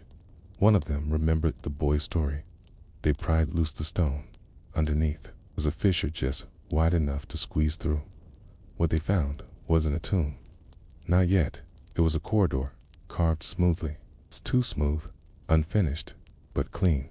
There were no footprints in the dust, no hieroglyphs, no plastered walls, just cold stone and a descent that spiraled so subtly, didn't realize they were 50 feet underground until their torches began to dim.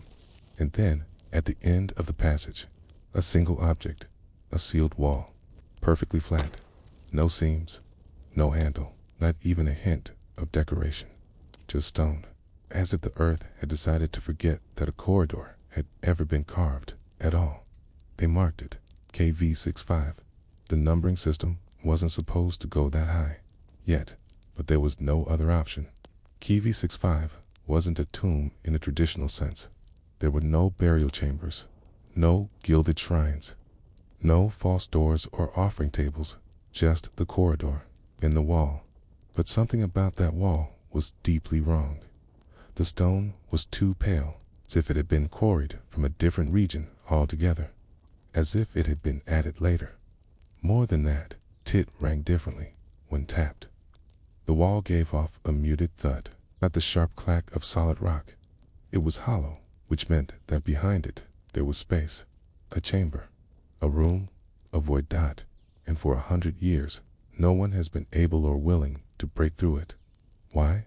Because of a note, a single line carved so faintly on the upper lip of the entry shaft that it was missed during the first 2 inspections. It reads, "Let the breath of Set not enter here. Set, the god of chaos, disorder, and desert winds. To invoke him was to invite death, but to forbid his breath from entering, that was something else entirely." It suggested that whatever lay inside was so vulnerable, so sacred, or so cursed, that even the air of the outside world could not be trusted to touch it. No pharaoh in recorded history claimed this tomb. There are no records in the Abydos King list, no scrolls in Karnak or Thieves, no priestly edicts, no family trees, no battle boasts, which leads to a deeper question.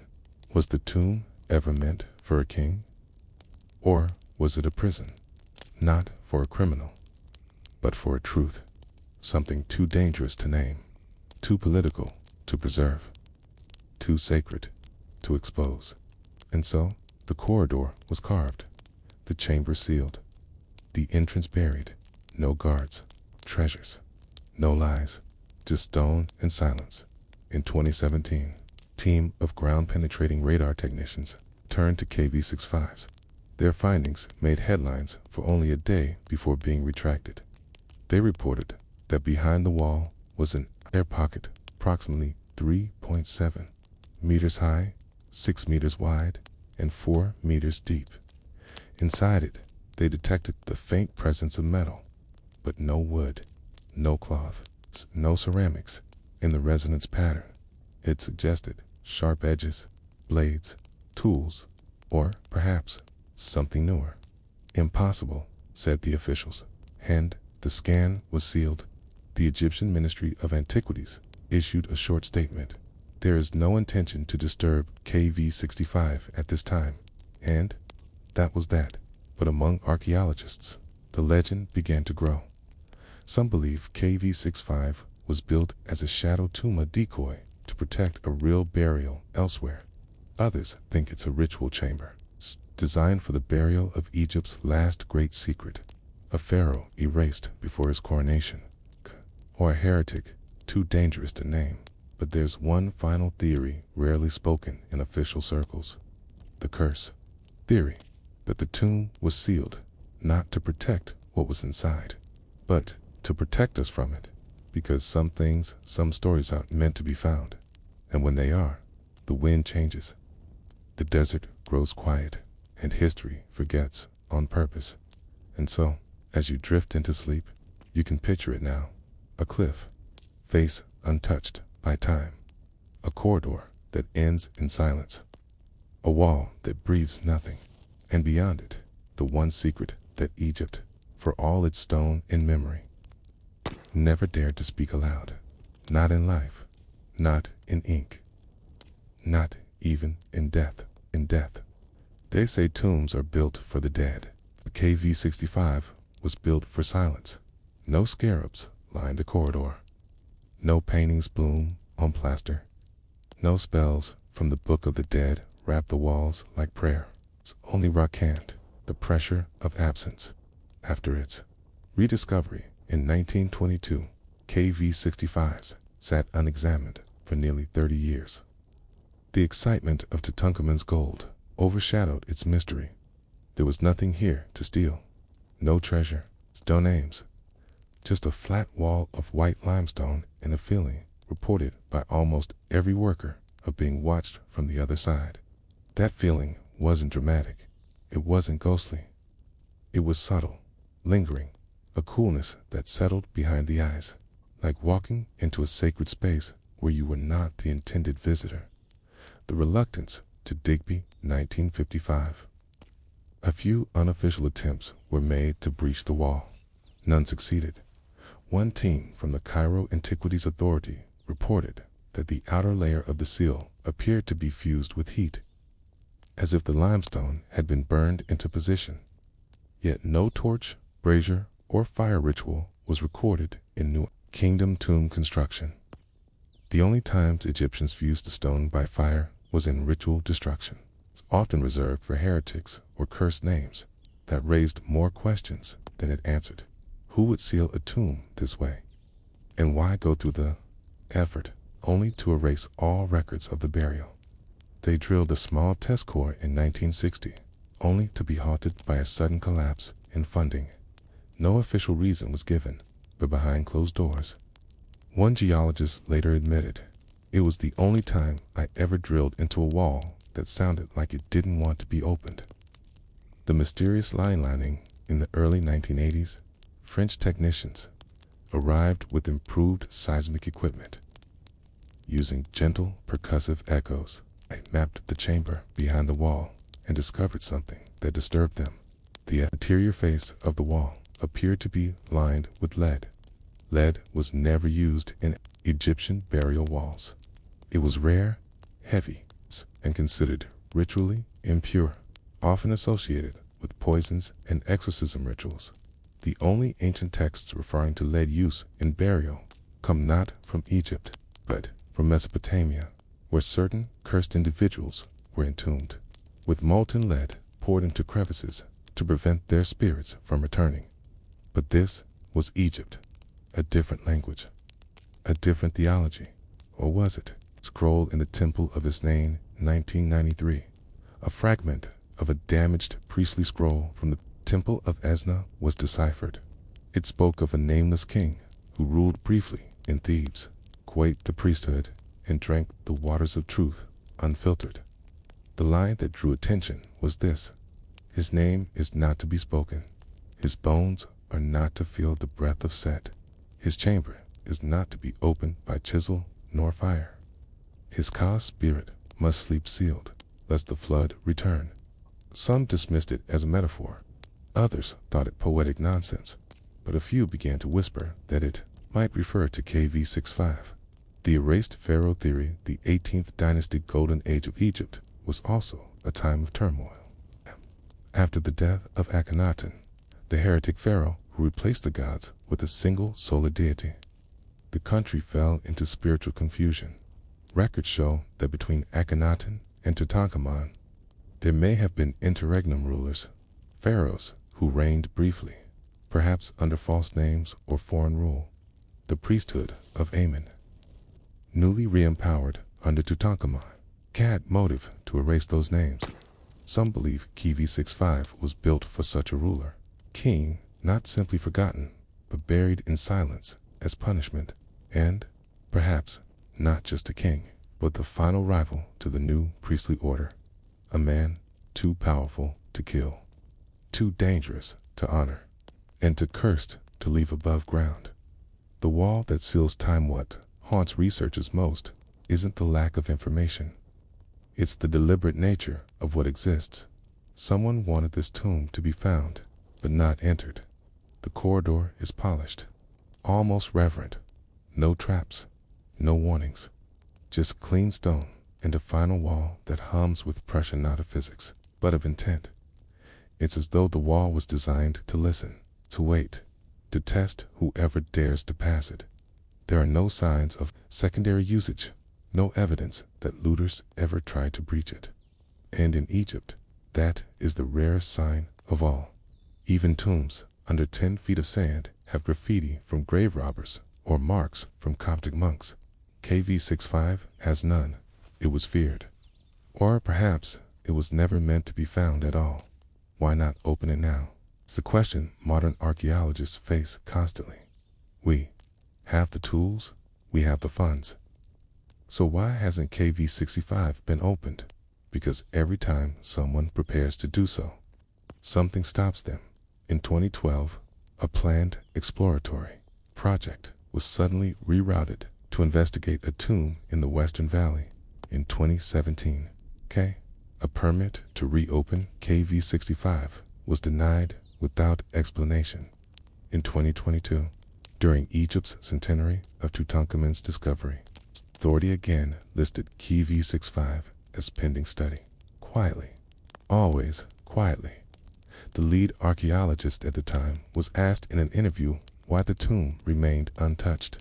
His answer: some walls are sealed with more than stone, and so the tomb remains closed. Its corridor swept, its stone silent, seal untouched. No names, no pharaoh, just a dry whisper of time moving around a chamber that is meant to hold a forgotten king or a forbidden truth. And in the quiet of the Valley of the Kings, where tourists gathered near the brightly lit tombs of Ramses and Horemheb, a shadow clings to the edge of the cliff wall. The tomb with no doors watches, waits, and remembers what no one else will say. For nearly 100 years, the tomb sat untouched. The wall, sealed with heat, lined with lead, absent of name, had become a quiet obsession for fringe scholars and serious Egyptologists alike. But no hammer touched it. No radar cracked it open, and no one dared speak the name it might contain. Until 2024, that spring, quiet team of geoarchaeologists from Germany and Egypt were granted limited entry. The purpose wasn't to breach the tomb, but to map the interior with neutron tomography, a technique used to analyze objects behind thick stone without physically drilling. The world was watching. Only a handful of people knew what the scanner showed. The hidden chamber within the hidden chamber. The initial results were strange. Behind the wall, instead of a grand burial chamber, they found a room within a room, a narrow, box-like core, about 3 meters wide and 5 meters long. Inside that core, another wall. This second wall was not limestone. It was black granite material, reserved only for kings, gods, or the greatest curses. This secondary chamber had no obvious entrance, no crack, no weak point. Just a solid monolith, sealed in pitch darkness, buried in stone, behind another sealed room, beneath a cliff few visit anymore. And that was when a new hypothesis was born. KV65 was not just a tomb, it was a containment. Whispers of a forbidden name. There is one name that does not appear on any surviving king list. A name rumored only in erased scrolls and burned steely. A name absent from any temple, unspoken in every known chant. It was not Akhenaten, not Smenkhkare, not even a renegade priest. It was Khepra, translated loosely. It means he who returns in form. Some French historians claimed this was the true heir of Akhenaten, an intellectual who attempted to merge solar monotheism with the older traditions. A figure seen by the Theban priesthood as worse than the heretic king. Why? 'Cause he didn't want to destroy the gods, he wanted to rewrite them. He proposed a version of Ra that was not a deity, but a universal law, a principle that encompassed even death. And in doing so, he threatened the foundation of Egyptian theology, which depended on ritual offerings and divine intermediaries controlled by priests. If Khepra ever existed, he would have been more dangerous than Akhenaten, not a religious reformer, but a spiritual rebel. The stone that fills alive the line chamber at KV65 pulses, strangely in every scan, not electromagnetically, not chemically, but thermally recording slight fluctuations that defy its sealed environment. The granite box inside appears slightly warmer at the corners, despite being buried under rock for over 3,000 years. One archaeologist commented, "It feels like it's waiting for something." This may be nothing, or it may be everything, because in ancient Egyptian belief, names held power. To forget a name was to destroy a soul, but to bury a name while still protecting the body, that was something else that was sealing the soul alive. A name that should not return. The tomb contains Khepra. The implications are unsettling, because his theology implied something no other Egyptian king ever preached, that a soul could return without judgment, outside of mad, beyond the balance of right and wrong. He was, in effect, promising eternal recurrence, the idea that death was only a doorway, and identity could recycle infinitely, provided one's true name was never spoken aloud again. The priests might have feared this, not because it was false, but because it might have been true. Hence, the tomb wasn't defaced. It wasn't desecrated. It was quietly locked away, wrapped in technical perfection, lead K. And the kind of engineering meant not to honor, but to neutralize. The tomb's strange influence, multiple Egyptologists who worked around KV65 have later reported health anomalies, insomnia, pressure headaches, unexplained tinnitus. One described it as a pressure in the soul, not the skull. Again, this could be coincidence, but the myth has grown. Tour guides no longer take visitors near KV65, not because of danger, but because of quiet. Tourists complain of losing track of time near the site. Some feel drowsy, others feel watched. A tourist in 2018 left a handwritten note in a guest book at the visitor center. It read, "I didn't see anything, but I remembered something I never lived." The moment I stepped near that tomb, I had the strong feeling I was back. Back where? T didn't say. Should it ever be opened? Adem. And now we arrive at the modern dilemma. We can open it. We can drill through the limestone, remove the lead, scan the granite, and uncover what's inside. We might find a mummy, a name, a final inscription, or we might find something that was sealed for a reason. In an age where everything is digitized, analyzed, and shared, there is something disturbingly sacred about not knowing, about letting a part of history remain hidden, not because it's dangerous, but because its silence teaches more than its contents ever could. Reflections, perhaps. The tomb is empty. Perhaps it's a hoax of hysteria, coincidence of geology, and forgotten rituals. Or perhaps KV65 is the last message from a civilization that believed some truths were not meant for light. That even in a culture obsessed with the afterlife, some souls should never rise. That to speak a forgotten name is to reignite an idea the world is not ready for. And in a world that forgets so easily, maybe it's good that one tomb remembers Dud, so the stone stays shut, the air remains still, and in the silence beneath the sand, a name no one dares say. Wait.